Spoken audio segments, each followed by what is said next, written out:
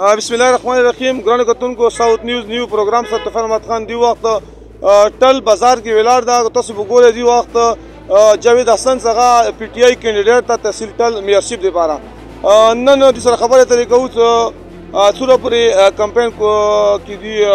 مختلفو علاقو ته به لوړ وي. نن ټل بازار د کندهارانو سره تاجرانو سره دي ملاقاتونه دي. د سره خبره ترې کوو آیا څومره پورې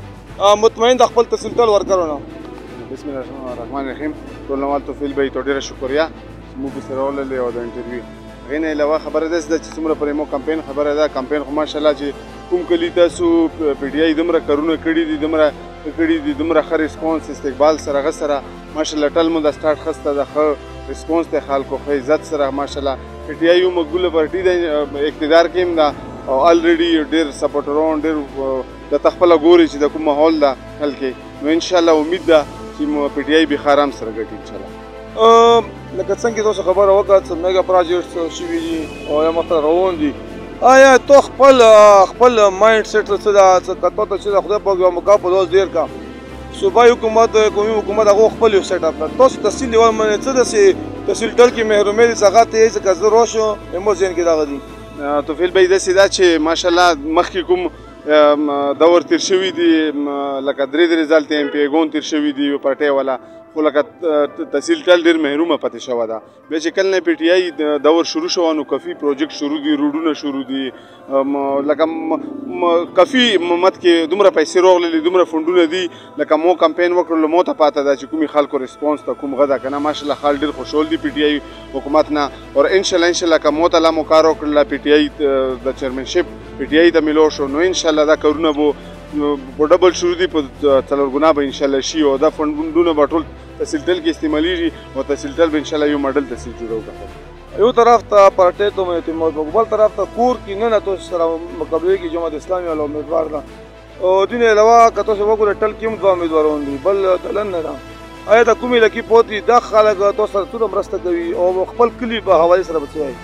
داسې ده چې اول خو موږ کلي کې چې کوم جماعت اسلامي نه ویلوړ دغه به 150 وټ خپل هغې نه زیات نشي خوستلی که نه بس هغه چا ودروله ده یا څه باندې بهرحال هغې کې ډیټیل کې نسو. هغې نه علاوه چې کوم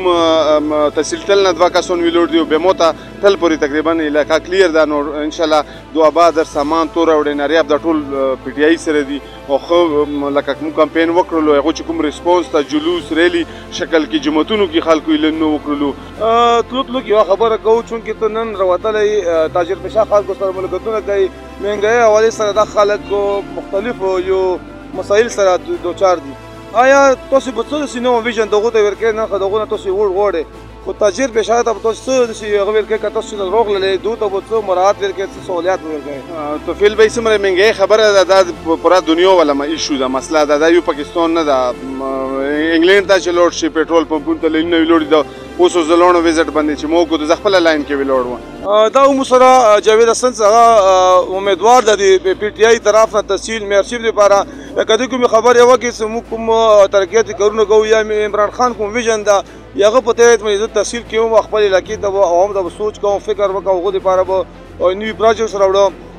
مو امید لرو چې کوم کتونکي دي که هغه پاکستان کې کبار دي هغو به دا صوره د هلې ځلې کوو دي تاسو دپاره یې کوو چې تاسو وګورئ چې کوم کینډیډیټ په زړه کې څه دي منشور یې څه ده او مو دا خواهش لرو چې تاسو دا صوره زیات شیر کړئ صوره لایک کړئ دا به ښه وي. ورسره مو دا یوه دوا ده چې د تحصیل ټل لپاره د کوم محرومۍ ختم کولو لپاره که جاوید بھائی د کلور کوم ملګري مو دپاره ټول قابل احترام دي خو د دې سړي ته مقابل ورکړي چې هغه د مو عوامو فکر لري. وسلام.